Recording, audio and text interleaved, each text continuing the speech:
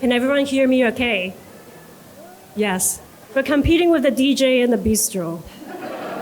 But I think our event is better than theirs.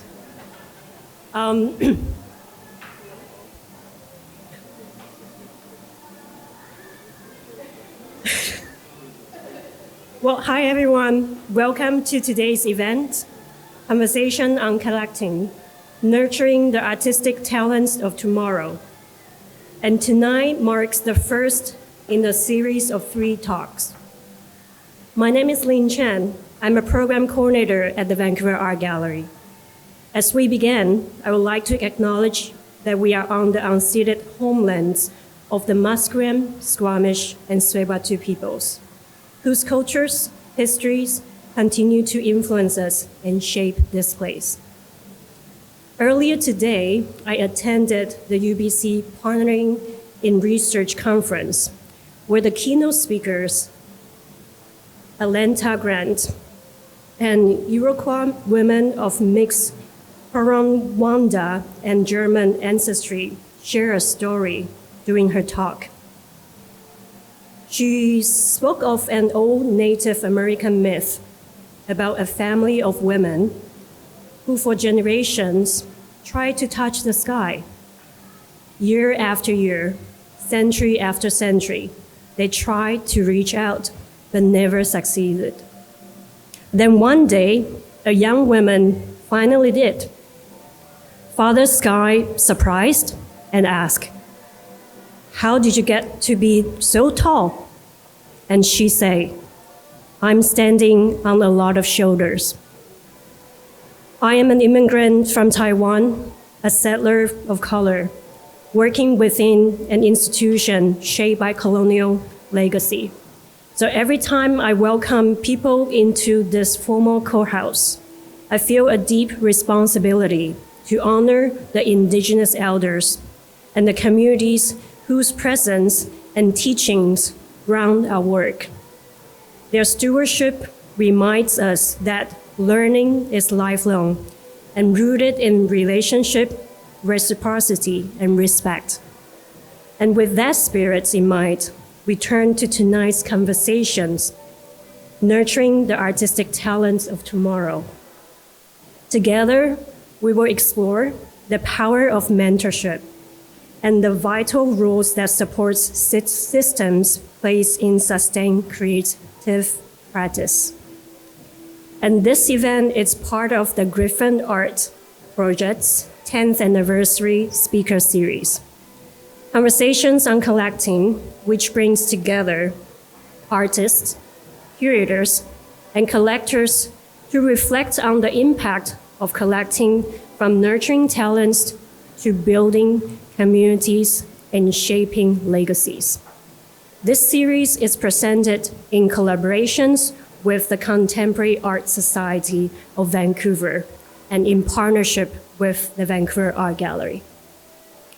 Today's talk will be approximately 45 minutes, followed by a 15-minute Q&A sessions.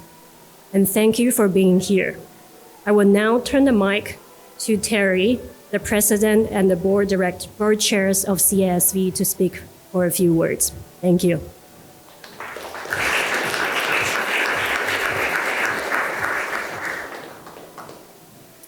Thank you, Lynn, and welcome everyone. Thank you for attending tonight's talk, the first of the 3-part series on collecting.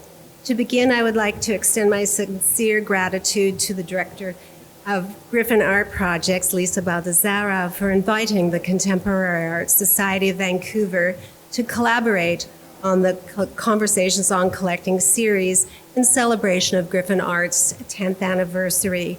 We are honored to commemorate this significant milestone alongside Griffin and the broader arts community.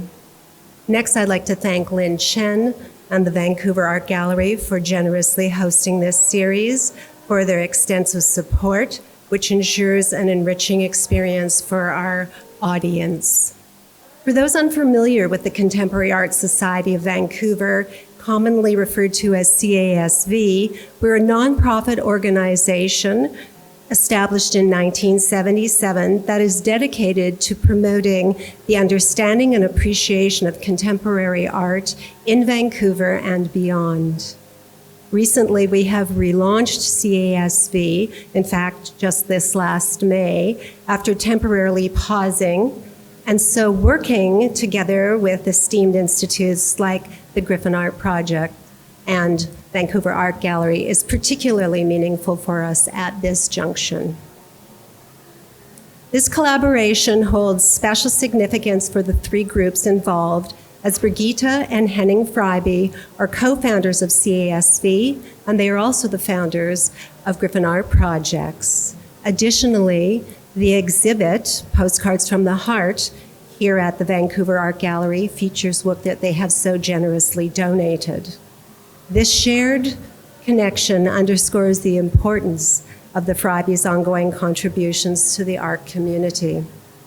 I wish to acknowledge the past presidents, vice presidents, and former board members of CASV present today, both in the audience and on the panel, whose efforts over the last nearly 50 years have helped establish the organization's respected legacy in the arts community. It is a privilege for the current board to steward the society at this time and be part of this rich heritage. Finally, I thank our sponsors, whose support has been instrumental in making this series possible. The Freiby Foundation, North Vancouver Recreation and Culture, and Asera Insurance, 100% independent insurance broker. Thank you for your support and commitment to the arts. Now I would like to introduce Lisa Baldassara, who will be moderating tonight's talk. Lisa has worked in curatorial roles in the public art galleries in Western Canada since 1999, and her extensive list of exhibits has included local, national, and international artists. She has also served on numerous very prominent contemporary art juries across Canada and internationally. Lisa has been the director at Griffin Art for the last 7 years, and I'll turn the floor over to you, Lisa. Thank you. Thank you so much.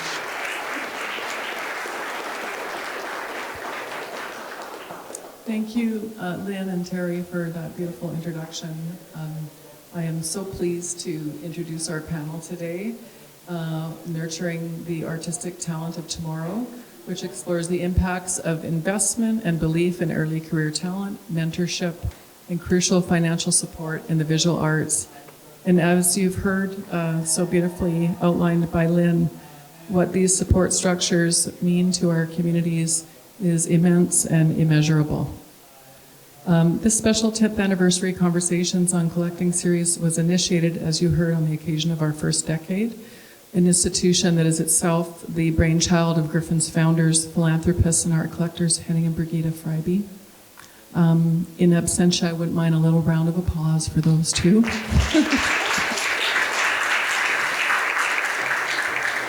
Thank you. The series provides an occasion to bring the stories of collectors and their philanthropy to the fore, to share their journeys and to celebrate the impact of their generosity. The series is comprised of 4 panels. Today's panel is, again, Nurturing the Artistic Talent of Tomorrow, followed by Collecting to Build Community, that will be taking place on July 24th, Transformational Legacies on September 27th, all here at the Vancouver Art Gallery. And a 4th panel on Indigenous approaches to collecting will be held this fall at Griffin. It is thrilling to sit down with our 3 eminent guests this evening. And unfortunately, Shawn Hunt was unable to be with us. He's very ill this evening and sends his regrets. Who have all contributed in an integral way to the arts and culture of the city and the region. To be able to hear from behind the scenes what this journey has been and has meant to each of these immense supporters of the arts. While we know many of their names from hearing about their broad areas of support, what started it all? What keeps it going? What motivates these marvelous people to keep giving back to the communities and artists where they live? Tonight we have a special evening as we hear directly from each panelist on what has inspired them to do their work. As part of this sharing and storytelling, we also will be inspired to envision how we can give back in our own circles and driven by our own passions for the communities we live in. The order this evening, we'll hear first from each presenter, followed by a Q&A and discussion amongst the panelists, and then over to you, our audience, to ask your burning questions. First, I'm honored to present Jane Irwin. So it's very, very hard to summarize, as you can imagine, but all three have very patiently allowed us to summarize. Jane is a collector, patron, infrastructure developer, and community builder who has played a pivotal role in shaping the landscape of contemporary art in Canada. Irwin and her husband Ross Hill have followed and supported many artists, providing crucial assistance for their projects at key moments in their careers. Their relationships often unfold over decades, resulting in the realization of ambitious projects that would never be possible without their dedication to the physical and social infrastructure of the Canadian art world. Along with her work on the boards of the Vancouver Art Gallery and the Contemporary Art Society of Vancouver, Irwin and Hill have also transformed the Free Presbyterian Church of Scotland in Vancouver into Grey Church, an art space housing their multifaceted collection, and created the Jane Irwin and Ross Hill Contemporary Art Fund, as well as Rancho Resdual, which has functioned as a residency space for artists at crucial stages of their projects and inspired the North Okanagan community as well. Thank you so much, Jane, for being here.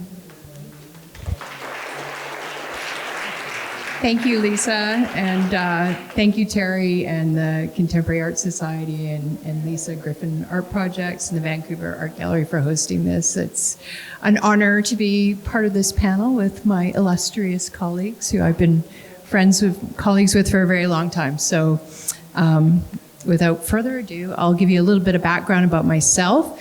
I come to my relationship with collecting as an artist. So I had an art practice for many years, and I continue to be an artist. And during that time, I was very, very lucky to be supported by curators and one gallerist in particular, Michael Bjornson, who had Third Avenue Gallery, who very generously allowed me to show really strange art without any input from him. And I had several solo shows over the years in the 90s, and then I was also very lucky to participate in a number of artist residency programs. So I went to Greensboro, North Carolina, to this place called Elsewhere. I did that twice in the early 2000s, and then I was invited to study with the American artist Marlene McCarty at the Atlantic Center for the Arts in Florida, which was a very transformative experience. So I had my last exhibition, it was a group show at the Surrey Art Gallery in 2005. And since then, I moved more towards pursuing my other interest, which is as an art historian. So I have always been interested in other artists' work, probably more interested in other artists' work than my own work in many ways. And during my time as an artist, I collected by trading with some of my friends. And then I realized I was in a position to be able to sort of give back in the ways that some of these people who had given me opportunities, like Michael Bjornson and the people in the residency programs. And I thought, if I can lift up an artist and make that difference at the right time, because sometimes it's great talent, it's a little bit of luck, it's meeting somebody like myself or, Bruce or Ina, who can introduce you to somebody at the right time, or even to have an idea and to be able to actually facilitate that idea and have somebody help you make that happen. All those things can make such a huge difference in your life as an artist. So that's kind of where we come from. So I'm just going to share a couple. We've done so many things over the years. My husband Ross in the back, hiding in the back there, together. But it's been very rewarding. So I'm going to share a couple of the things that we've done. This is an image of Nathan Coley's exhibition that was at the Contemporary Art Gallery in 2012. And Nathan is a Scottish artist, very well known in Europe. shortlisted for the Turner Prize. And he came here and he wanted to make this large-scale installation that was similar to other artworks that he had made in Scotland, but he needed a little bit of help to get the materials. So as you can see in this image, he's taken gravestones and he has turned them into artworks. It's a very large exhibition and it's called The Unnamed. So Ross was the president of the board of the Contemporary Art Gallery at that time, and he helped Nathan find the materials that he needed to make this installation, and he helped to facilitate making these Donald Judd-like plinths that Nathan wanted to use to support the installation. So that was a big thing. I'll show you. And then we ended up actually acquiring the work because we thought it was just so amazing. And another rewarding thing that happened during that time was that we ended up becoming really good friends with Nathan. So this image shows Nathan's, it's a partial image of Nathan's installation in our Grey Church space that Lisa mentioned. And you can see his works in the front there.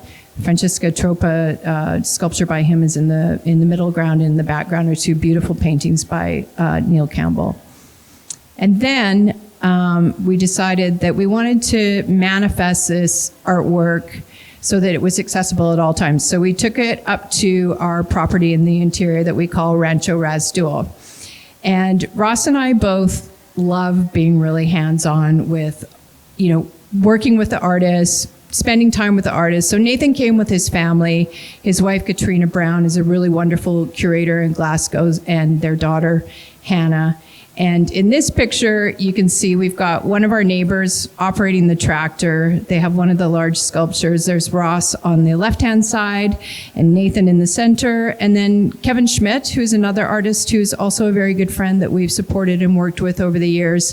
He very kindly volunteered his time to help set this up. And here they are again with another artist on the left, Robbie Miller, who you'll see. He's a very good friend of ours. He lived in Seattle for years, and he's an absolutely extraordinary glass-blowing artist. I would say it's not just glass-blowing. He makes beautiful, beautiful sculptures out of glass, and he has also been very instrumental and helpful with us setting up these artworks. So, to me, that's kind of like one of our better experiences, and we've since remained friends with Nathan and spent time with him and his family, and I imagine that we'll end up spending more time with them. In the Griffin show, there's a piece that he gave us as a gift for a friendship and in thanks for all the help that we did with facilitating this. And there it is. There is a small shot of it, or partial shot of the installation installed at our ranch. And then Kevin Schmidt, who you saw in that other picture, we invited him and his partner Holly Ward to set up what had been an artwork that Holly had on the lawn of Langara campus, which was a geodesic dome where she hosted other artists to come in and make things and talk. And it was just sort of like a organic sort of modernist kind of experience of utopian art making. But she didn't know what to do with the dome when it was done. So we said, well, we have this place on our ranch. We can actually offer you a little piece of property where you can build it. And what we'll do is we'll help you make it into a permanent place. And on that same piece of property is the original homesteading farmhouse that was built in the early 1900s. And Kevin Schmidt did this amazing thing, and he set up all these Christmas lights around the exterior of the house, and it was the middle of winter. It was freezing cold. He lived in there, and he programmed them to respond to electronic dance music. So while he was working on it, he called it the Rave House.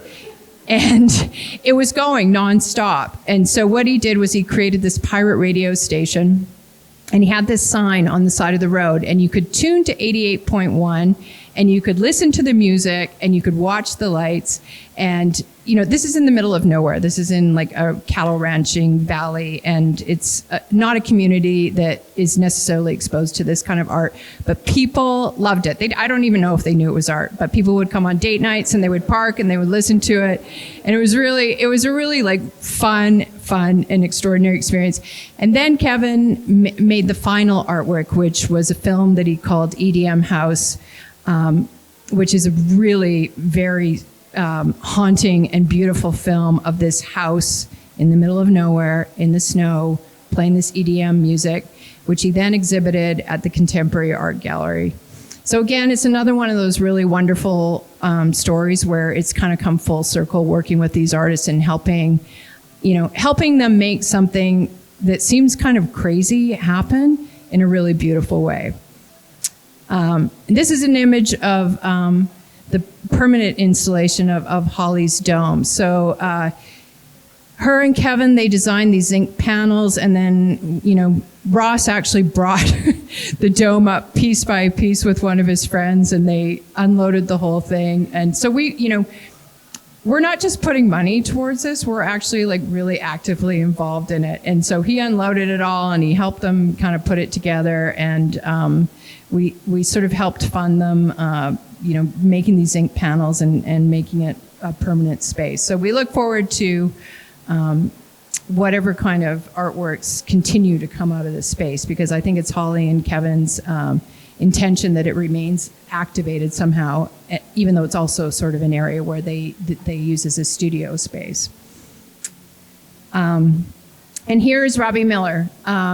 So he is storing all of his jugs that he made when he was living and working in Seattle in one of our buildings that we have there that we call the Upper Barn. And I said to Robbie, these are the most beautiful things I've seen. You have to show them to people. We can't just have them sitting here in cardboard boxes at the ranch. So he came and he made these really amazing, he's a true artist. He figured out how to make these incredible plinths out of just plywood and piling the plywood up. And then this is an image of him pulling all the jugs out and kind of playing with them. And we had it up for a while. It wasn't really open to the public, but we invited as many people as could come by, and it was just it was a nice experience to actually see the work, have it out there, live with the work, and for Robbie to be able to pull it out of these boxes. And I'm very thankful that he gave me that really beautiful, I don't know if you can see that pink one sort of in the mid-4 background, as a thank you for doing this. Artists have always been really, really generous with us, and that's something that I'm very appreciative of, and those pieces are incredibly meaningful to both Ross and I, and some of those are in the exhibition at the Griffin. This is another thing that we did that sort of came out of an introductory thing at Rancho Razdul. So Vanessa Disler and Nicole Andre are both artists who, Vanessa is living in Europe now, but Nicole is here. And they collaborate together as FLAR, which is a feminist land art retreat. And they were making this film for this exhibition that was curated by Amy Kazimirchuk at the Kamloops Art Gallery. It's a 3-part film, and they wanted to film some of the local ranchers in our community and make it part of their presentation, this film presentation. So I introduced them to the ranchers. They came over, they were inoculating the cattle, which is a really almost kind of disturbing thing to see. It's the animals aren't hurt, but it's they're putting in these metal sort of cages, and they're stabbing them with these giant vaccines. And here we are going hey, these are these artists, and they want to make a film with you guys. And they're like, okay, that sounds really great. Stab, and then it's also really remarkable, our friendships with the people in the valley here, because like I said, they don't have an art background, they're not exposed to art normally, but they've all been very game about participating or helping us with some of these things. So this is an installation shot from their Nicole and Vanessa's exhibition at the Kamloops Art Gallery, and you can see there are neighbors riding their horses, and in the other image you can see some of the sheep that they raise. And then another thing that we've done and continue to do that I think is really important is to sponsor exhibitions and to, especially to sponsor exhibitions where there's a catalog for the artist. Because I think like having a record of your work is something that is incredibly valuable. And Brent Wadden is a painter who lives and works here in Vancouver, very, very well known in Europe, but he had never had a solo museum show. So Nigel Prince curated a show of his at the Contemporary Art Gallery in 2018. And I said, let's make sure there's a catalog. Ross and I would like to support this show. So we've done that with a number of shows here at the Vancouver Art Gallery, a number of shows at the Contemporary Art Gallery, Polygon, and we also make sure to support the artist-run centers and the other exhibition spaces, because I think it's really important that we're all part of this sort of larger ecology and it all feeds into each other, and we're, you know, we don't want to just be tied to one institution, because I think we're all in conversation and should be convivial, which I believe we are for the most part. And then this is part of the Capture Photography Festival. So as I'm sure everybody here knows, they do this billboards that they do during the month or a couple of months that Captures up in April and May every year. But I contacted Kim Spencer-Nairn and I said, there's this billboard across the street from Grey Church, and it usually has some, you know, some horrible, you know, TELUS ad or something that's really painful to look at. And it was a little bit selfish, but I thought, well, you know, if you can talk to Pattison and get a good deal on this, then, you know, Ross and I can help support keeping a year-round presence for Capture up. So Pattison agreed to do that and gave us a good deal on renting the billboard. So now that started in 2019 was the first one with Jonah Sampson, and then this is 2022. We did Shannon Boole. So it's the curator, who is Emmy Lee now, and she's also the director of Capture. She and, you know, I sort of worked together, but I have to say it's really mostly Emmy, because Emmy is the real academic and a brilliant curator. And then this year it's June Clark. So each artist, there's three, they have three images that rotate throughout the year, and it's nice because it's up all year round, it's outside, it's accessible to the public, and I think it was especially nice during the pandemic when they couldn't actually do any programming. At least they had, you know, this presence up here, and it was, who was it in 2020? It was Elizabeth Svonar. And they're beautiful. I mean, it's really extraordinary to have these sort of large-scale images of the artist's work in the public like that. And then I don't like bureaucracy. I don't like, I've been on many boards. I love being on boards, but I don't like sort of, you know, having to deal with submissions and all that kind of stuff. So if I think everybody in our community knows they can come to me and say like, hey, I've got this idea. Do you think this would work? Can you help me out with it? Or do you have a space where we can do something? And if I think it's interesting, if I think it's valuable, and if I can make it happen, or if Ross and I decide we can make it happen, then we'll try and make it happen. So I actually approached Michael Nicol Yagelanis about this because I saw he was doing this JAJ mural, which was acquired by the Humboldt Forum in Berlin, when it's going to be put up there. And on Instagram, he said, I don't have a big enough space in my studio to actually have this piece up in its entirety, and I would love to actually see it in one piece before I send it off to Berlin. And I also would love to be able to show it to people to activate it. And I said, well, we have this warehouse in East Van, it's not finished, but we do have a big clean wall.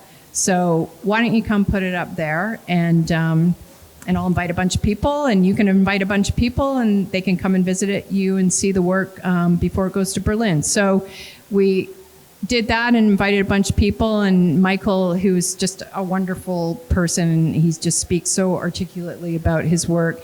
He gave this incredible talk, and it was a real honor to be able to be part of that and to help him activate that work. And I believe he's going to do an exhibition here at the Vancouver Art Gallery, which is not the same mural, but a similar kind of idea.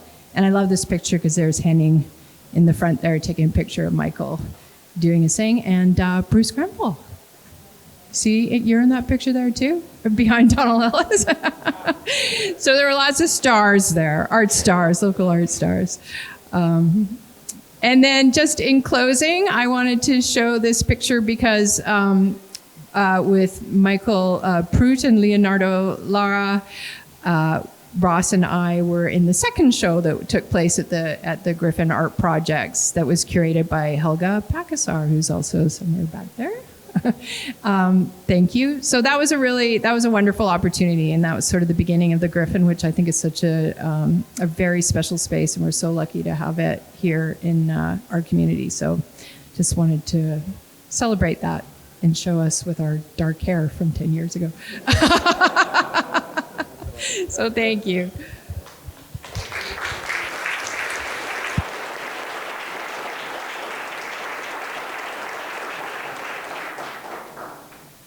Pass it on to my dear friend Ina O'Brien. Thank you so much, Jane. I feel like there's a new term to be coined, which is improvisational philanthropy, after hearing that. So I'm thrilled to introduce Ina O'Brien. And Ina is a key figure in Canadian arts and culture whose influence as a collector, philanthropist, and advocate has left an indelible mark on the nation's cultural landscape. Her philanthropic efforts are channeled through the Michael and Ina O'Brien Family Foundation, which provides substantial financial support to numerous arts and educational organizations, such as Emily Carr University of Art and Design, the Museum of Anthropology, the Vancouver Art Gallery, the National Gallery of Canada, the O'Dane Art Museum, and many other organizations. The O'Brien's legacy in Canadian arts and culture is profound and multifaceted. As collectors, philanthropists, advocates, and leaders, they've provided crucial support to institutions and individuals alike, enabling the realization of numerous projects and initiatives. There seems to be a theme here. Their work has helped shape the direction of major cultural institutions, ensuring their relevance and vitality for future generations. Thank you, Ina. Okay. I'm so humbled to be in front of you as an audience. Thank you for inviting me as well. Okay, let's see how I navigate my notes, the mic, the voice, and the screen.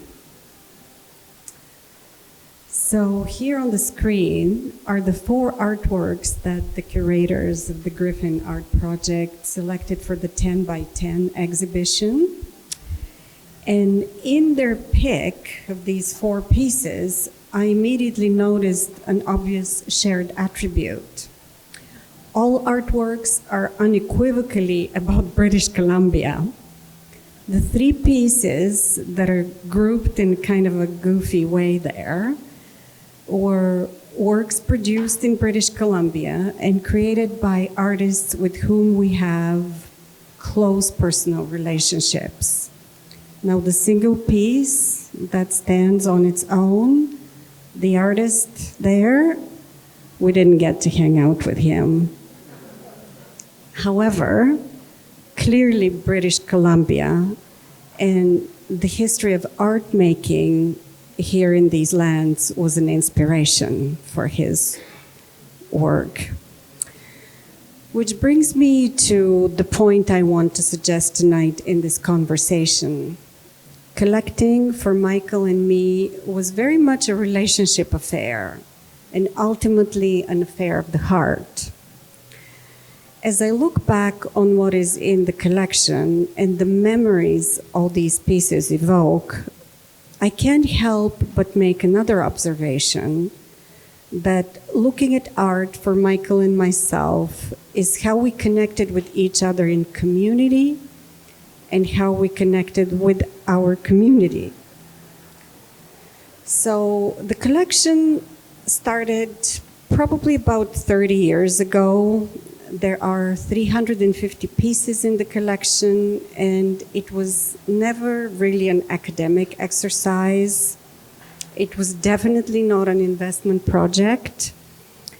It most certainly is an aesthetic response and an instinctive, deeply felt reaction to the talent of the artists. artists who are masters at describing the world and translating the world for us in compelling and totally unexpected ways. So looking at art and wanting to live with art at home was actually a way to get through the glitches. When things weren't working out well, art is where we found calm and balance. When our worldview needed a new perspective, they were always the artists to take us to a higher lookout point, show us solutions where we weren't seeing them, or to put problems that we were oblivious to. So at the beginning, in the earlier days of collecting, we weren't incredibly disciplined about how we chose artwork. Yet looking at the collection post hoc, as it were, there are three very clear themes that run through it. And a substantial body of work is by contemporary First Nations voices. These are all contemporary artists making art right here now, actively in BC, fiercely guarding old artistic traditions and while stretching their boundaries at the same time. So in the collection, we have artists such as Dana Claxton, Bran Jungian, Robert Davidson, Norman Tate, Sanya Sue, Dean Hunt, Shawn Hunt, and others. Another recurring theme that weaves through the collection is the work by Vancouver artists making conceptual photography. Let's see what we got here. So we have Rodney Graham. Here's an image of Jeff Wall on a production set for one of his pictures called Dressing Poultry. There's, of course, Stan Douglas, Chris Dikiakis, Ian Wallace, Hank Bull, Crystal Silverfox. And another focus in the collection is BC modernism in abstraction and the abstract landscape of British Columbia. So while these themes are well articulated in the collection, there is a unifying arc. The majority of the artwork in the three categories are people with whom we've had friendship. These are artists with whom we spend time socially. We're deeply engaged in conversation about family, about our city, politics, food, hopes, disappointments, and all other stuff that friends bond over. So our collecting is ultimately about how deeply steeped we are in the community where we made our family. It is very much about living here and being totally engaged with this place, its history, the myths, the legends that first were, its beauty, and its downfalls.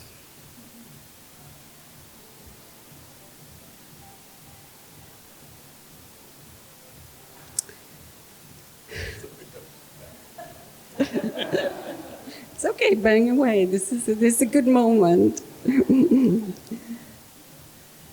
So this is the kind of stuff we did on the weekends. This is a picture of Michael and our daughter in the sacred shrine at Gordon Smith's, his studio.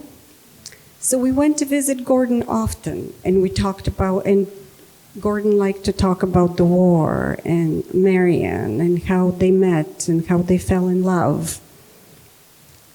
And here's another weekend experience. Michael and Lawrence Paul, deeply immersed in a conversation on Main Street. And they're sipping coffee, all the while Michael is waiting for ballet lessons to finish across the streets. So Some collecting is a one-way relationship, collecting historical art, collecting international art. There's this idea of collecting as a grand exchange that flows in a single way, an artist receiving acknowledgement and recognition by someone who buys their work. And I actually wanted to open this up a little bit and flip it and say that as collectors, Michael and I felt very seen and very recognized and very understood by the artists in our community. They often saw what moved us personally, and we saw ourselves in the themes they pursued in their art practice. So as people, we have the most unique ability to recognize one another, to acknowledge each other, to really, really see each other. So instead of offering a perfect answer to collecting and its role in supporting artistic careers, I would like to just pose a few questions. Is there a cascading effect of collecting? Can collecting nurture morally and otherwise the careers of young artists?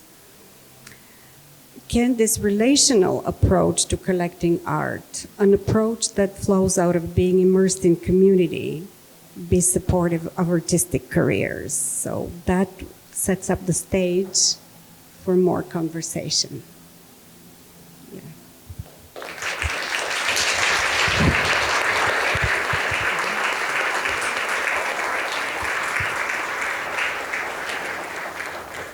Thank you so much, Ina. So beautiful.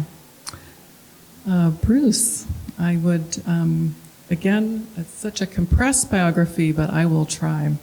Bruce Munro Wright is a prominent figure in Vancouver's cultural and philanthropic spheres, embodying the intersection of art collecting, civic engagement, and charitable leadership.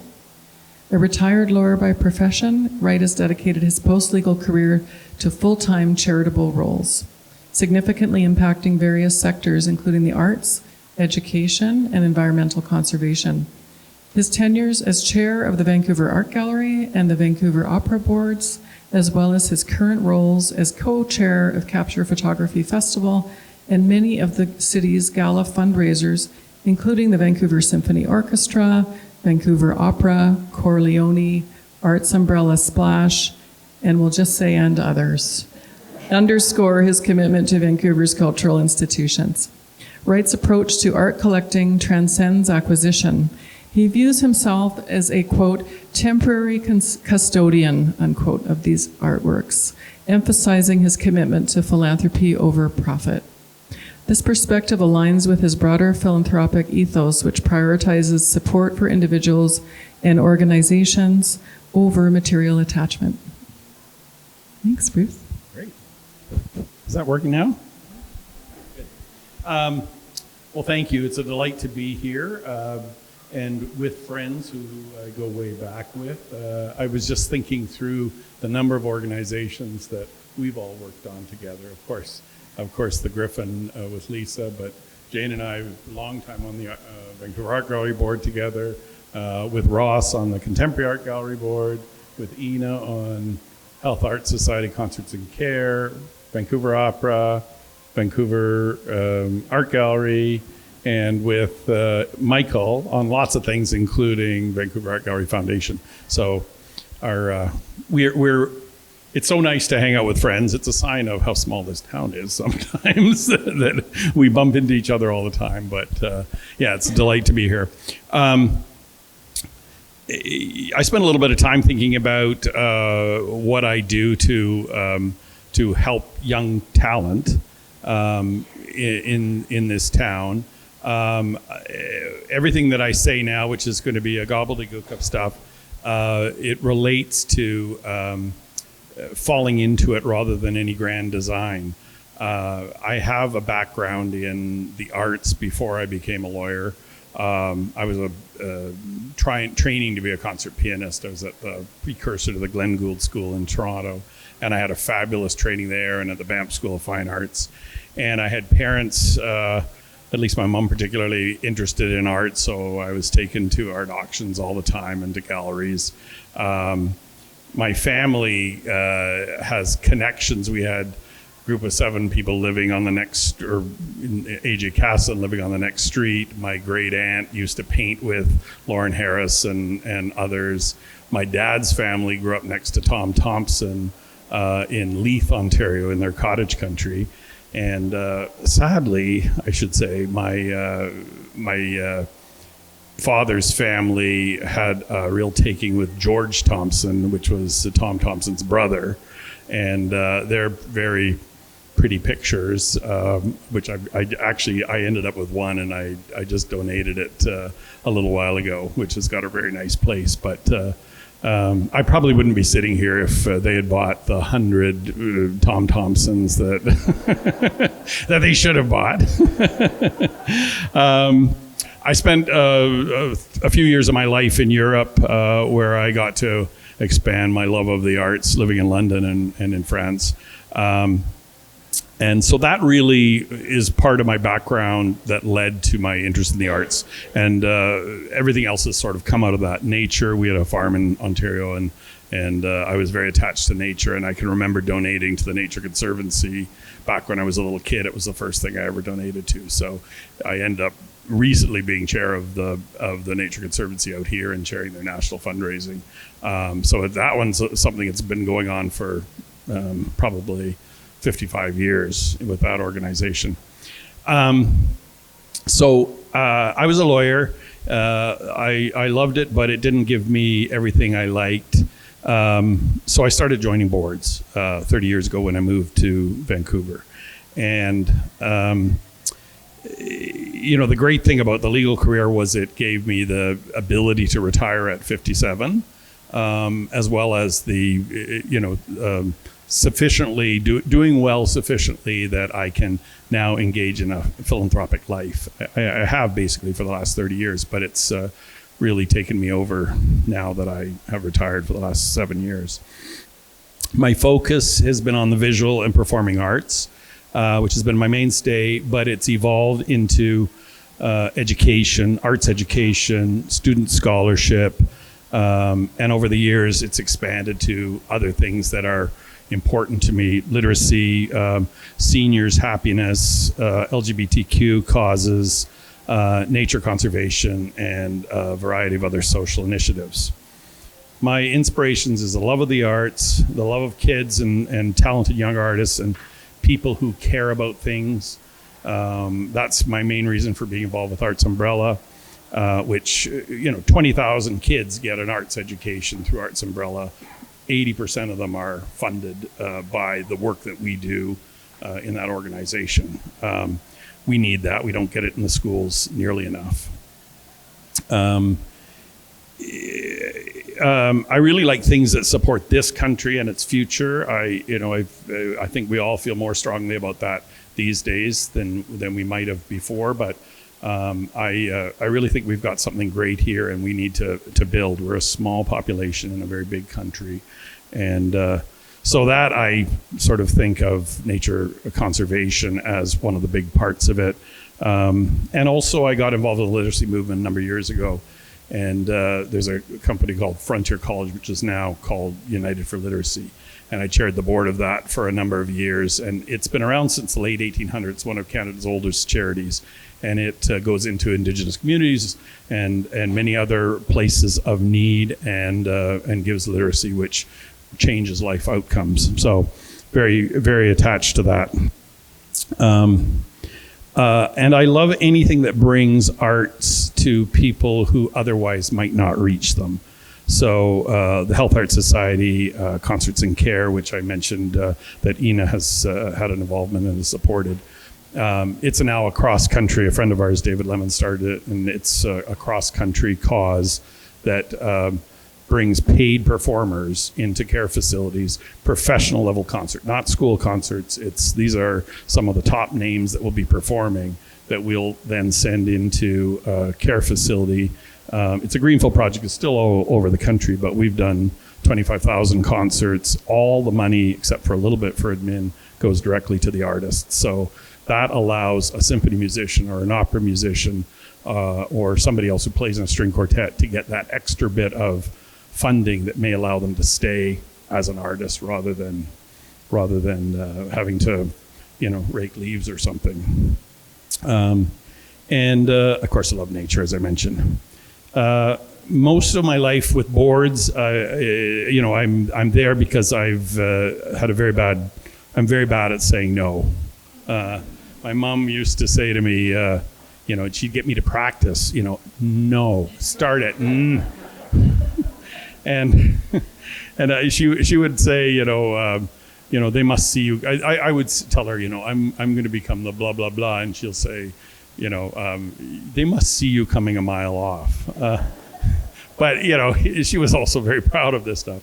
But I've had tons of these roles over the last 30 years, chair or other board roles with Contemporary Art Gallery, Vancouver Art Gallery, Vancouver Opera, Vancouver Symphony, Arts Umbrella, Ballet BC, Pride in Arts, which is the Queer Arts Festival, and some gallery, Corleone. Now I'm doing the capture photography board with Doug Copeland, and recently something called Better Not Bitter Summit, which I chair.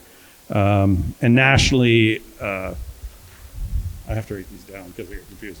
I have roles with Loran Scholars Foundation, which is a great organization that gives $100,000 scholarships to 34 great grade 12s, and it's based on people that are identified as having caring leadership prospects, people that have done something outside of their comfort zone while they're in high school that show they care about society.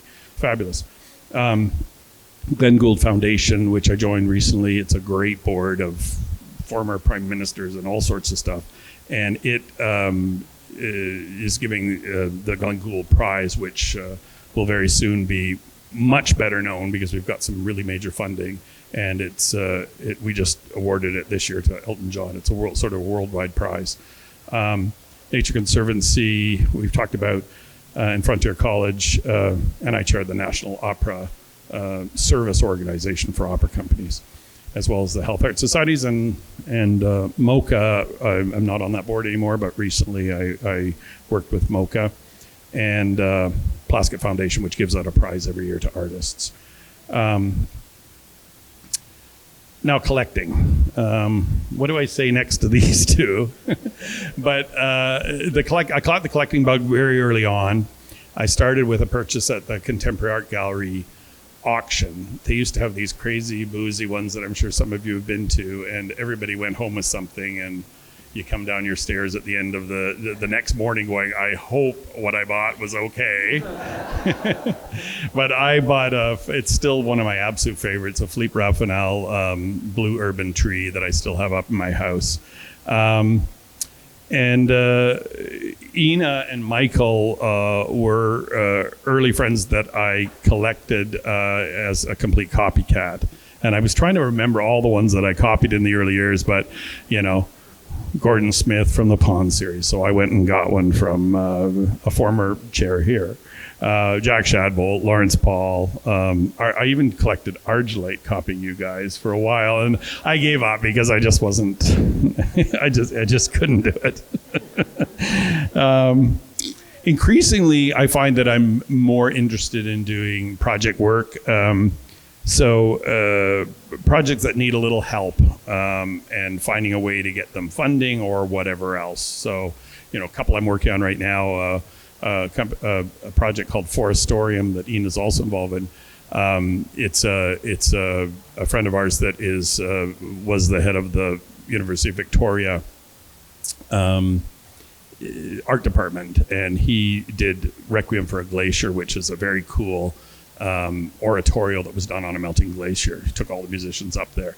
This time he's doing Forestorium, which is in an old growth forest, indigenous led, with Randy Cook and others, and he's doing an actual opera. The first part of the opera will be in the old growth forest, and the second part will be on the main stage.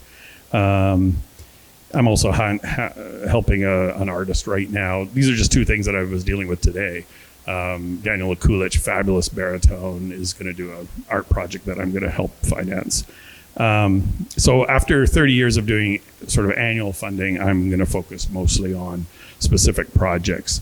And I, like Jane and Ina, like supporting specific art projects. I just finished being one of the two sponsors of the Rotimi Fanny Coyote show that was up at the Polygon. Fabulous show.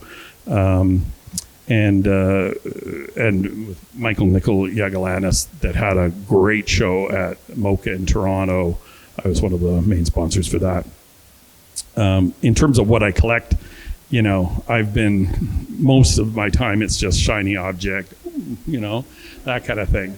I like to think that I'm way more investigative now about what I go for.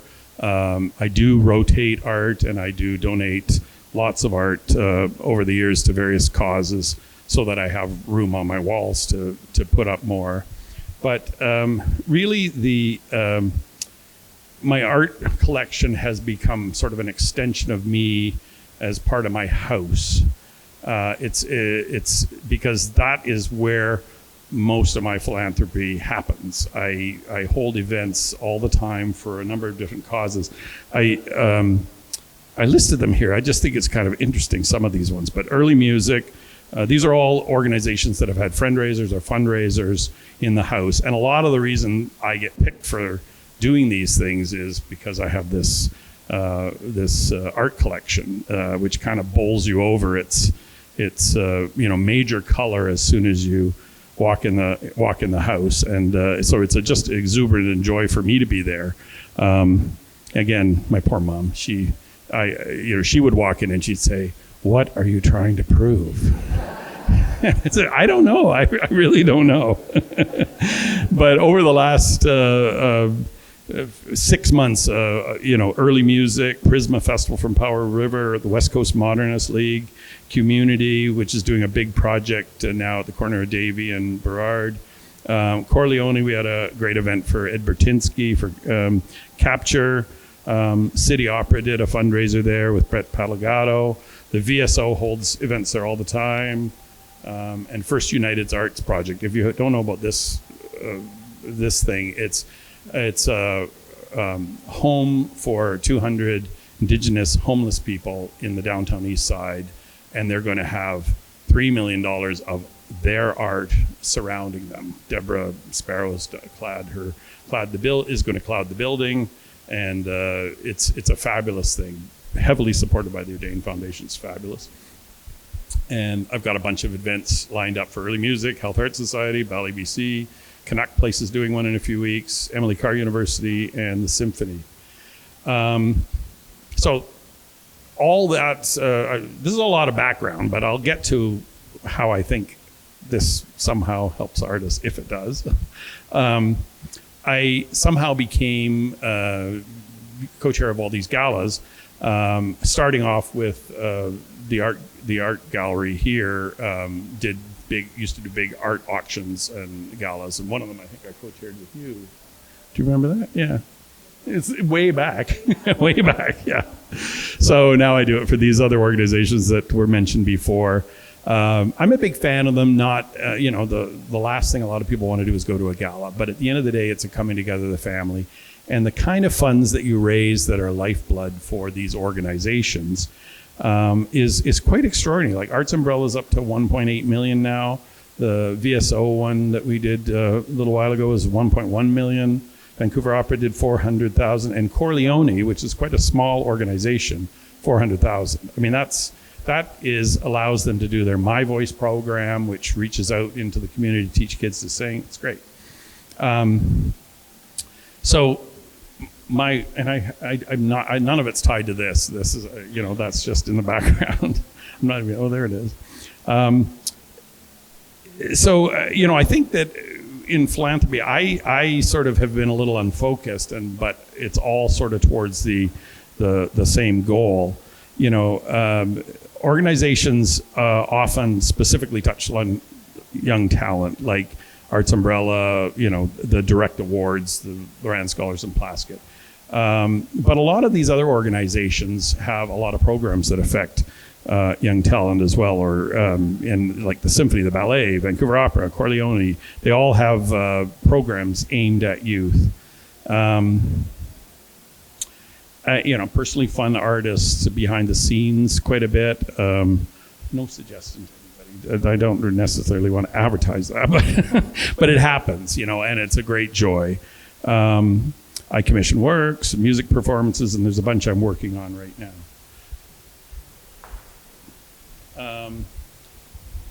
And I'm sure Ina and Jane are involved in this a lot, but you end up developing a relationship where you're asked for advice a lot, and you put people in touch with funding or find a way to help them in some way. And so that's one of the great joys. A number of us got behind Rusna Carr in her career because it was starting to take off, and at a very early age she got a major piece in the Vancouver Art Gallery and the O'Dane Foundation. And so a bunch of us, Colleen and Howard are here, and Mary and Jerry Levitan, the Ballards, Stephen Wilson and Michael Prout, and Leonardo Lara, Ron Regan, and Nada Vuksik. We all got together and we sponsored the show up at the O'Dane for Rusna, and we've been heavily involved in getting her work placed in important places around the city. So that's just a fun thing that took off. We became friends with her, and it all sort of worked out. The other thing that I have been doing is because I have a big house and I live alone, I almost always have an artist living in my place that come through. I've had 7 already this year that come and stay for a few weeks. I just had the composer for Sophia's Forest, which was a city opera that came by. So I love that. I get to know these people. They become friends. I have everything from early music to visual painters to other people that come to town for certain organizations that just know that they can have a place to stay. And I love hearing people practice, so that makes me feel like I'm back at the conservatory. So that's kind of me in a nutshell.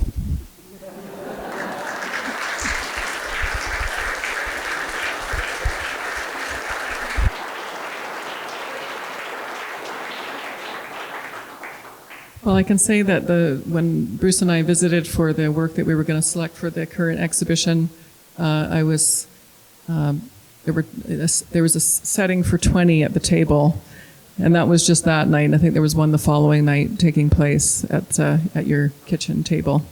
So it was incredible to see.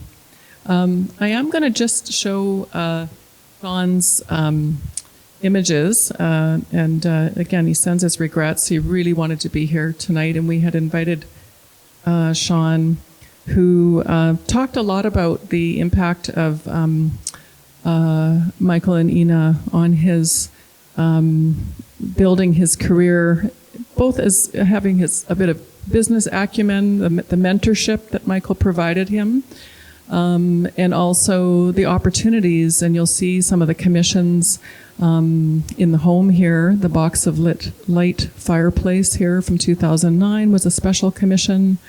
And there are a few others that you'll see as we go through these slides. Here's the entrance of the home, was just another just extraordinary commission that allowed Shawn to really expand his project building capacities. This was a major project, a real turning point project for him that then opened the door for his ability to plan projects at this scale. So these are such considerable opportunities for artists. I'll just read his biography so that you can just hear a little bit more, but we can see this piece is actually in the current exhibition as well.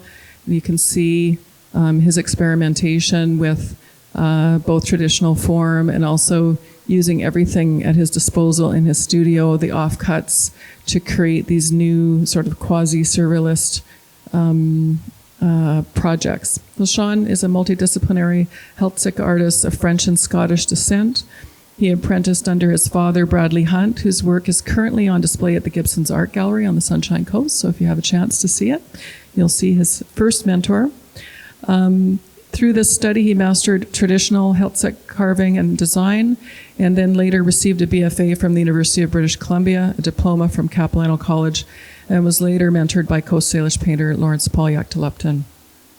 He is known for his innovations in neo-formline painting, sculpture, and jewelry, which combine the traditional Northwest Coast form line with contemporary and surrealist elements. The resulting work challenges the cultural intersections of settler and Indigenous artistic practice. So we will welcome your questions during the Q&A session on these extraordinary projects and commissions.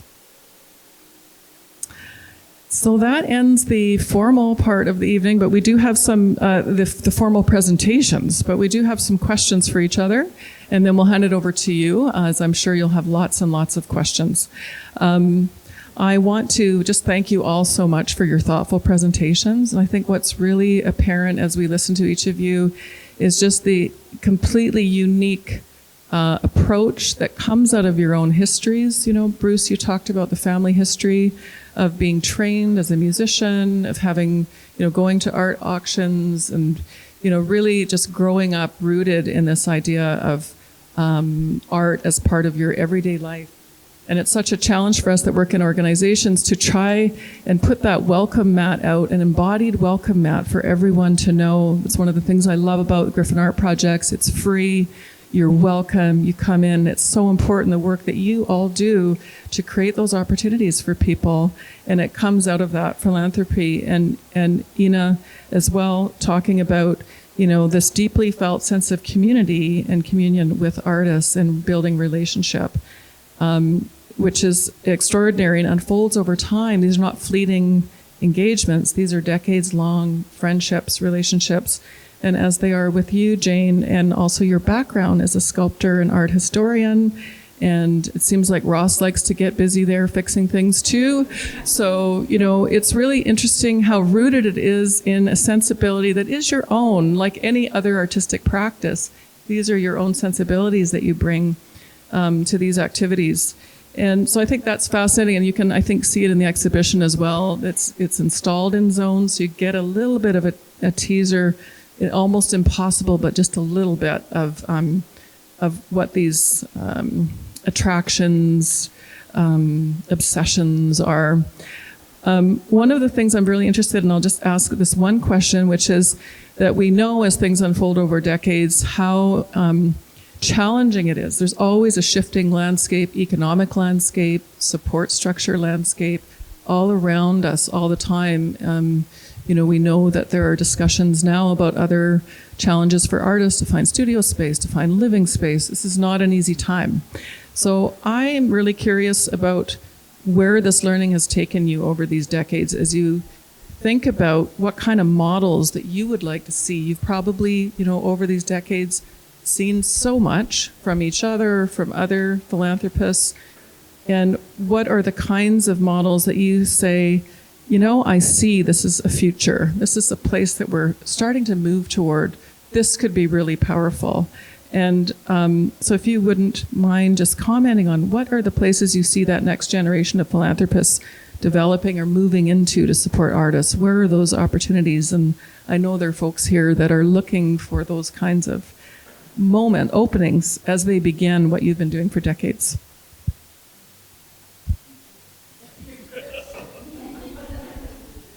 Well, I'm happy to start. Well, things are changing all the time. You know, people say that corporate support is waning, but yet we have some incredibly generous corporations that are funding way more than their share of things these days. You know, foundation support seems to be pretty steady and growing. Individual support is obviously affected by the economy, but I think that's the place where we can have the most confidence in having support continue. We're seeing the danger of relying on a steady flow of money from the government, from the various governments, because it now comes with a lot of restrictions and requirements, social engineering. Some of it's great, well intended, but at the end of the day, it is now, I feel, affecting what art is shown, because if it doesn't meet something that sounds good to one of the government agencies, then it gets pushed away, and that may not be the right decision. So that troubles me. But you know, at the end of the day, you can do, everybody who's out there who has an interest in the ecosystem of the arts, and let's say visual artists we're talking about more here, can do something to help, and it doesn't have to be a lot, and a little bit does go a long way. So I've always found that, I always err on the side of saying yes. I don't always, but I just err on the side of saying yes, and a little bit of support goes a long way. $1,000 is, at certain times in an artist's career, is a difference between staying as an artist and deciding, I've got to go get a job somewhere else. And I always think that's sort of tragic.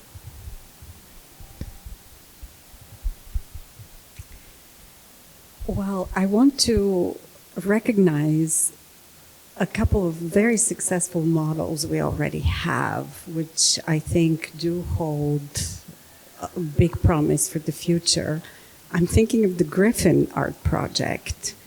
So here we have the Fryby family wholeheartedly financing and underwriting space that is so dynamic. It provides art residence, research, exhibitions, and so much more, Lisa. So then there is, of course, the O'Dane Museum, again, sheer philanthropy for all of us to use, to preserve history for the next generations, for all of Canada, and so on and so forth. So let's rally around what we already have. We have these leading philanthropists, but these organizations and museums continue to need support. So just because we have generosity so large, it doesn't mean it can't use the small drop of support for these organizations. So those are very compelling examples. And on a different scale and a more personal experience, I have really enjoyed when we have been able to donate significant work that's of epic proportions, to move it out of our private collection and match it to a public institution. Not because we have decided that it belongs there, but these collaborations come out of a dialogue with the curatorial staff or the artists. I think I had on show here a major mural by Michael Nicol Ugalanis. It's extraordinarily important work in innovation, huge in size, and it's a mural that's 15 feet long, 18 panels of watercolor illustrations, and it was part one of storyboard for a book he also wrote, and it activates a very old Haida folk tale about family and revenge and leadership. Very dramatic. At any rate, we had the privilege of enjoying this work for a few years, but eventually, out of collaborating with the Museum of Anthropology, we decided it's so much more meaningful to actually donate this work to the gallery. It reaches a much wider audience. It will be available for scholarly research, and those are great opportunities to open up the collection and make it available to the public, and giving the artists an opportunity to be shown in public spaces. A third model, very quickly, I would say, is probably if you're very inspired by work, you could acquire the work with an understanding that it will be donated to an institution that is interested in it. So sort of enjoy it for a while, and they make a commitment that it will be a gift that will live forever for everyone, for the community.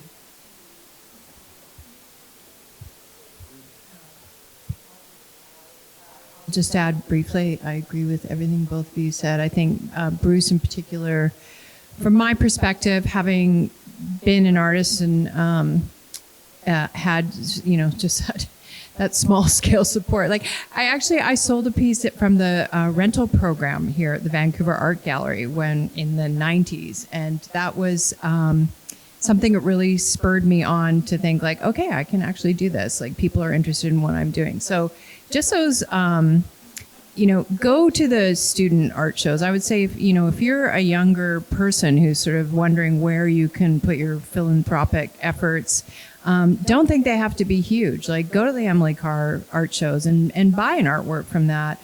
And maybe in a larger level, I think it's really important to support the schools themselves, because I think that the liberal arts are something that they're not valued today the way that I feel they should be valued.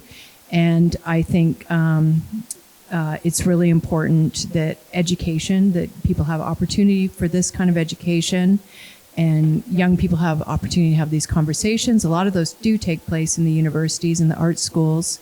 And when I was an artist, I was so lucky because in the 80s, there were warehouses all over the place here, and we had studio space galore, and it was so cheap, and everybody would live in them illegally and host crazy parties to pay the rent. And now artists don't have studio spaces here because it's just so expensive. So, if you're like a young tech whiz who has a lot of money, like buy a building and make it into studios and give it for free to artists. That's what I encourage you to do.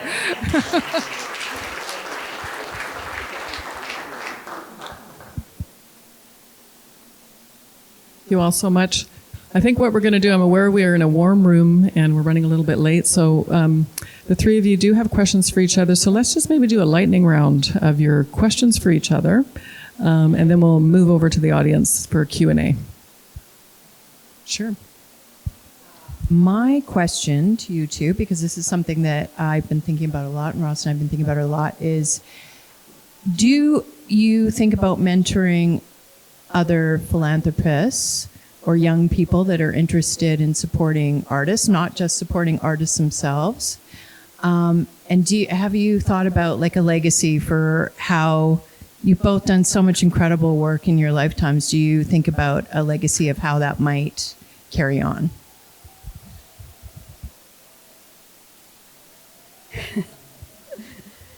Yeah, I never miss an opportunity to get people interested in investing in the arts, in giving.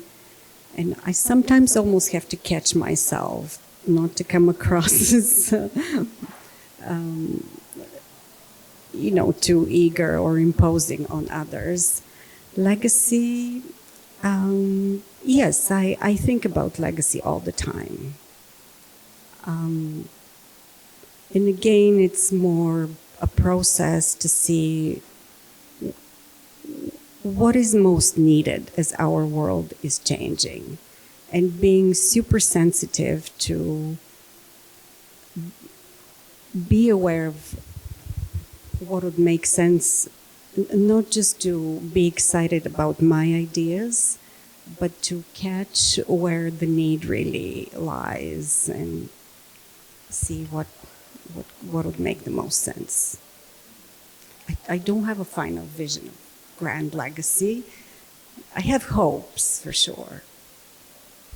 Yeah, certainly legacy I don't. I love the idea of thinking about it, but I haven't up till now, other than, there's parts of my collection that I've decided where they go and have talked to certain organizations about that. But in terms of legacy of my involvement in philanthropy, you hope that you're just one of the many people that can give some inspiration to other people. I mean, I always encourage people to say yes to things. The way you can add value to an organization by getting on the board, giving it a little bit of financial support, or bringing a couple of key people into the organization. You could do it all in a day. and that's your work for that board, a very valuable set of work. And yet, a lot of people will hum and haw, oh, I'm so busy, I don't think I can take it on. Yeah, you can. You can easily take on a board. If you're board chair, where it's, try being board chair of the VAG. It's like all day, every day, particularly in the period that I was involved in. But, well, you guys can relate to this too. It's live and breathe it. But there's lots of organizations where you can add lots of value by doing being very circumscribed in your time commitment. So, so I do send those kind of messages out all the time. But I'm going to think more about the legacy question. I think that's something that something like this is an opportunity to sort of get that off your chest a little bit and get people thinking about some things, I think. So.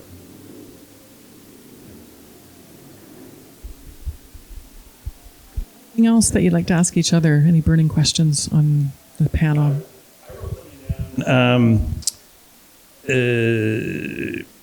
This is something that will be interesting to some people who are seeking funds out there. But,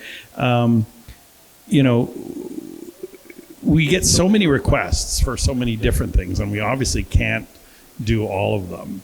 So what is it about an example of something that will inspire you to participate when you're asked to do something?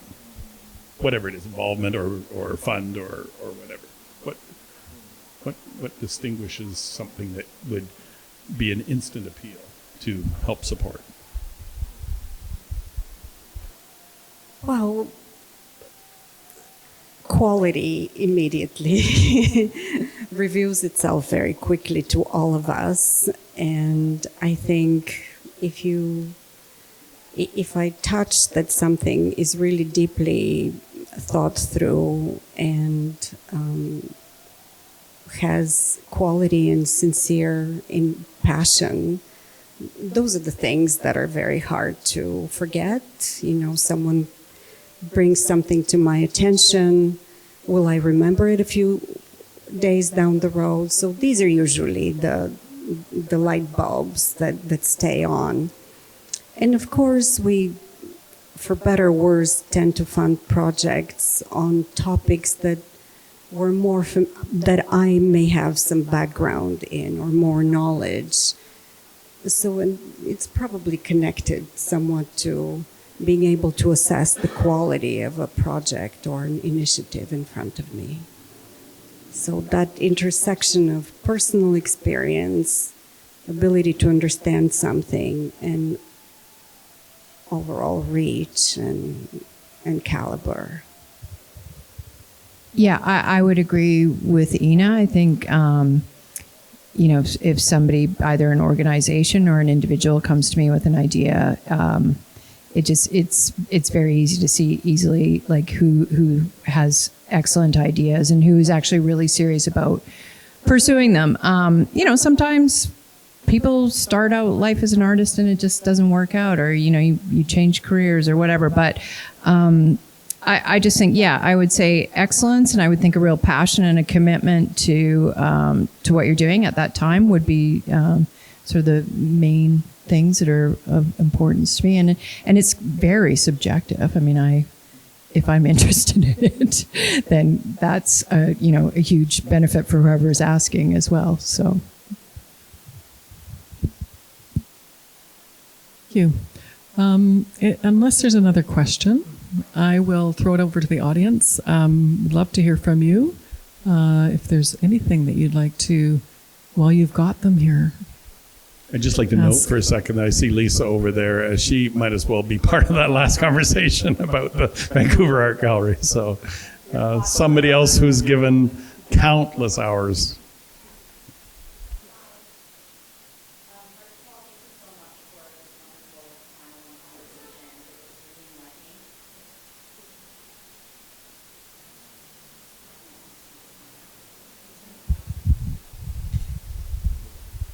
I was going to say it was very, very enjoyable. Thank you. And I have a question about your collecting practice and the intention during your collecting practice. If you ever think about bringing together the different communities and the different organizations within Vancouver, because sometimes they can seem a little bit disconnected in your philanthropic endeavors, in connecting these organizations within Vancouver for Vancouver, but also on the international sphere, because Vancouver is a city that gets lots of visitors, art collectors, art lovers, and during your collecting practice and your giving in philanthropy, how much of it is in your thought and in your intention? Yes, bringing together the communities that can seem a little bit not connected at times.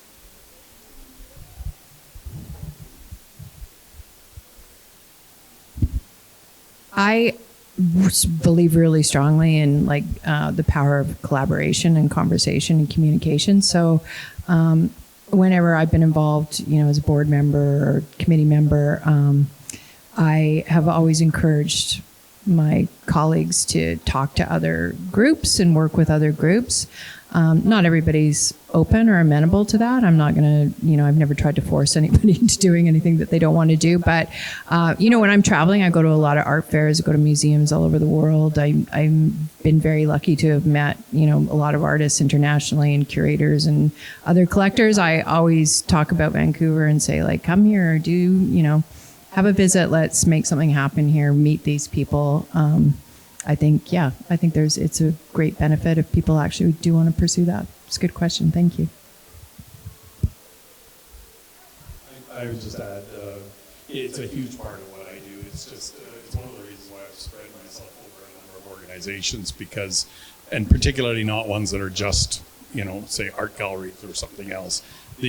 I spend probably a third of my time connecting somebody to somebody that has money, or somebody who might be interested in knowing somebody else, and the cross-pollination of a lot of organizations.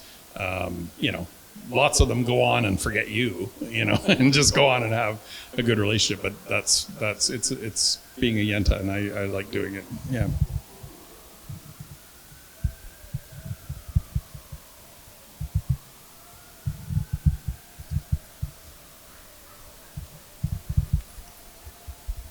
Hello. First of all, thanks everyone for your patience, because I'm going to be a bit slow because of my English barrier. I just wanted to share, when I heard a few words about the legacy, and the main reason I'm here tonight is because of seeing Bruce in person, because it was several years ago, maybe 7 years ago, that after graduation I had a hard time in Vancouver. I was looking for a job. So the first thing which I could find was working in an art handling company. And I remember after the residency that I had at Griffin Art Project, I met someone at Griffin who was working in art handling company.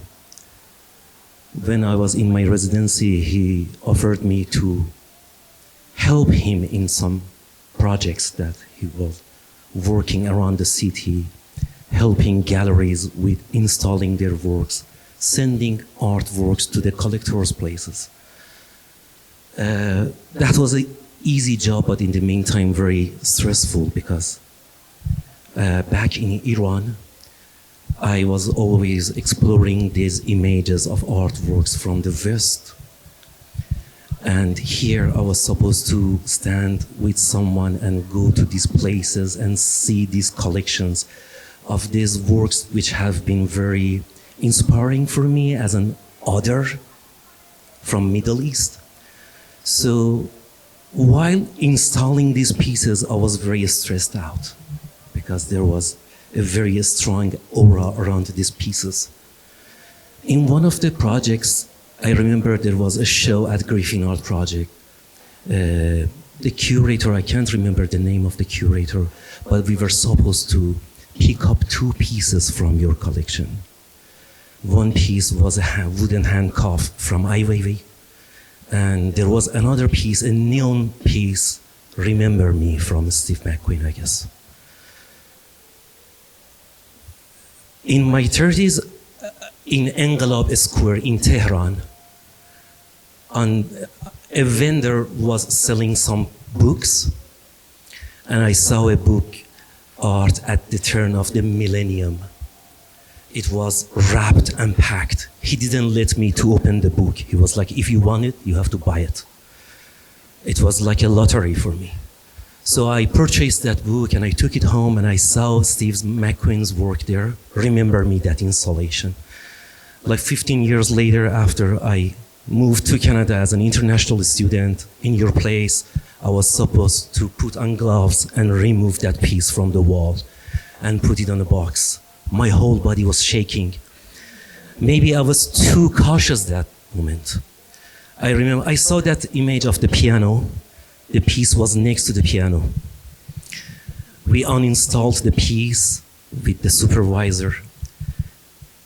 We made a box out of another carton box. I remember that I saw you just for a minute. And you left us. And we tried to wrap this piece carefully, like a mummy. And once we placed it in that box, I reached out that side of the box to cover the piece. I placed my hand on the piece, and in a moment, it shattered like chalak.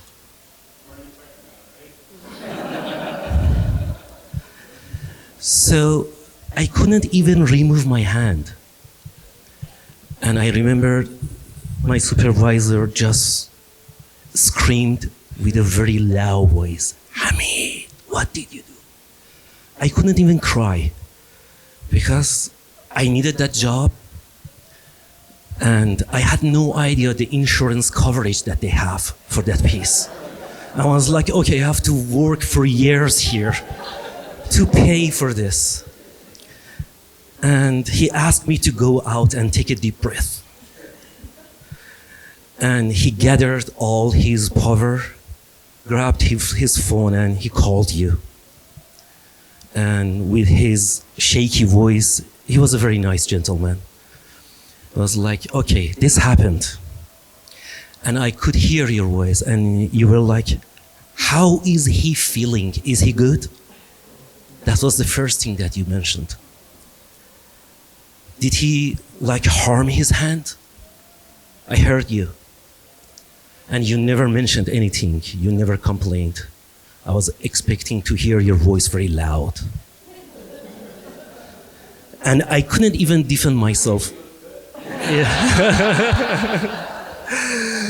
But so the second thing that my supervisor called Griffin Art Project to let them know that, okay, you are gonna miss one piece for the show. And they did the same thing. They knew me and they were like, how is Hamid feeling? Because when I went outside, I cried a bit. I was very stressed out because I was on a work permit. Everything could jeopardize my immigration and stuff. Years later, I was asked to define a project for the Republic Gallery, and I designed an installation, and I asked so many artists to participate in this project, and London Mackenzie kindly accepted to send her note writing full of the rest. Full of the rest. And I asked 20 of artists in Vancouver to write full of the rest. And I turned them to a neon light as an installation. Because that moment for me, the hierarchy, the value system in Western world was a big deal for me. How much I'm gonna pay for this piece? It was just remember me. And I still remember that piece. Yeah. And here is the question I have. Did the gallery fix that piece for you, or did they send you a new one? Thank you. Sorry, I have to speak recently.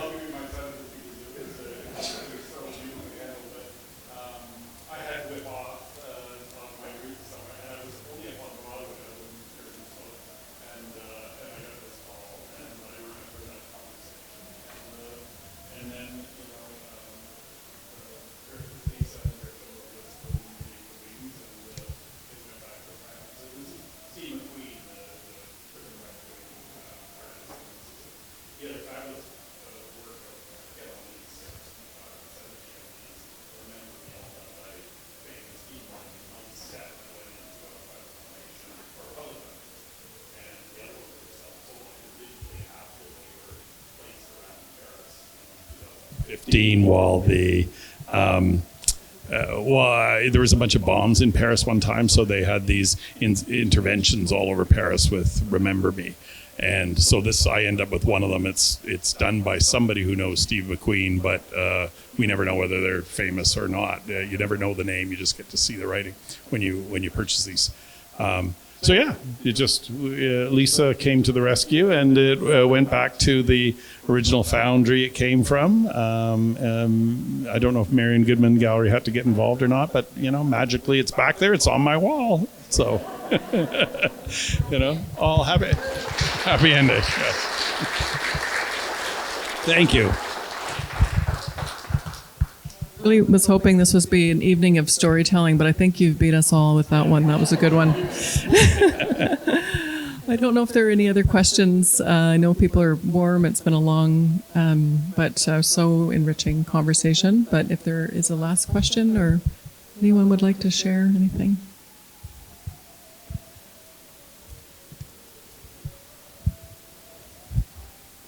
Hi there. On a much lighter note, I heard Bruce mention his mentorship's been on my brain lately a lot, and I heard Bruce mention who his mentors were and his parents and the exposure he had. And I'm curious as to Ina and Jane, as to your mentors, who inspired you to collect and be part of the philanthropy that you do. I would say the community of the artists in many ways are the biggest inspiration by far behind the collecting practice. And obviously we have some very big examples in town who inspire, and my friends, but the artistic community are my inspiration.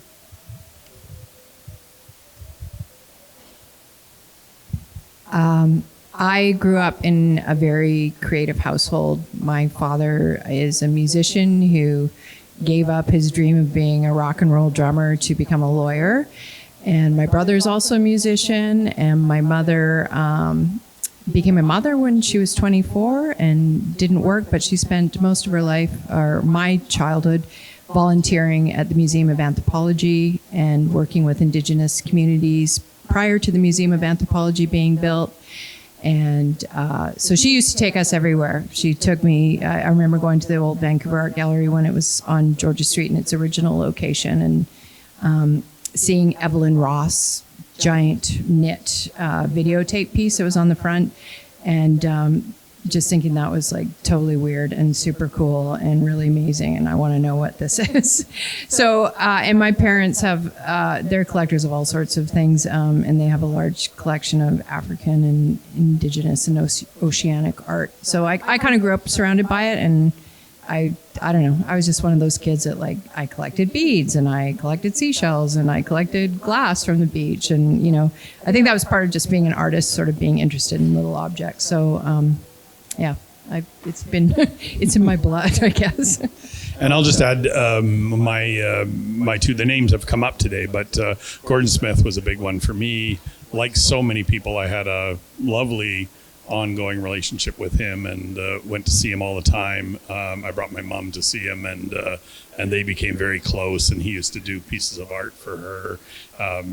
Her father used to be the head of Eaton's department stores, and Gordon Smith used to work in the department, work as a designer of catalogs and all that stuff, and that was under my grandfather's thing. So he remembered my grandfather, and it just happened to come up.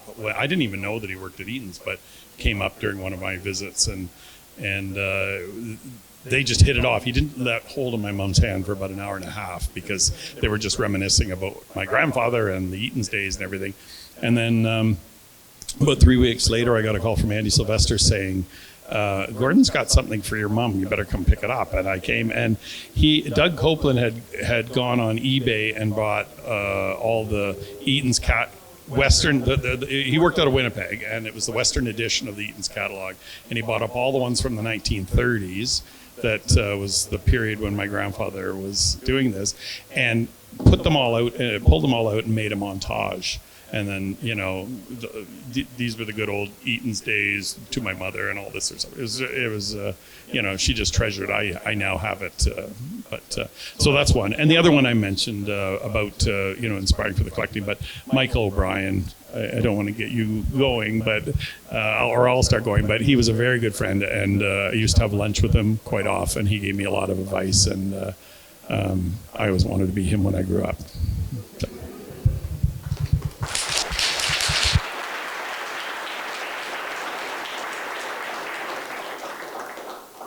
Thank you, everybody, and thank you, Lisa, and thanks for everyone. And I remember at the opening of the Griffin art project, the 10 by 10, 10 by 10 is an exhibition showcasing selected acquisitions from 10 local collectors.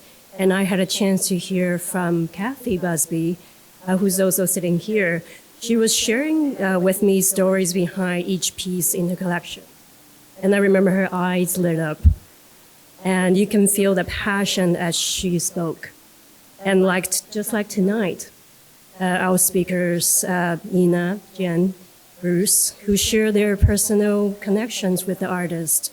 And it's clear that these collecting goes far beyond the artwork itself. I would like to take this opportunity to thank Miles from Griffin's, and also CASV board member, and then along with my colleague from public engagement and learning. We have building services and AV team for helping us to create a moment like this where dialogue can be meaningfully shared and exchanged. The next talk in this series, Collecting to Build Community, will take place at the gallery on July 24th. And we look forward to continue the conversations then. And thank you, everybody, and enjoy the rest of your evening.